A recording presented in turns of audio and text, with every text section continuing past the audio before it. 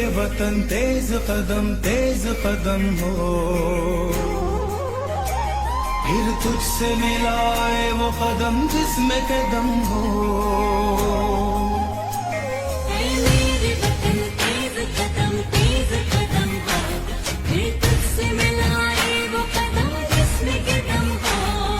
मेरे वतन तेज कदम हो, फिर तुझसे मिलाए वो कदम जिसमें कदम हो। मेरे वतन है पाक चमन। आज हमने न्यू पेन ओवरहेड ब्रिज का इफ्तिताह किया और ये ब्रिज एक बड़ा अहम ब्रिज है। ये 3 लाख की आबादी को आपस में कनेक्ट करता है और हमने पूरी कोशिश की कि जश्न आज़ादी के मौके पे एडवांस जश्न आज़ादी हम मनाएं।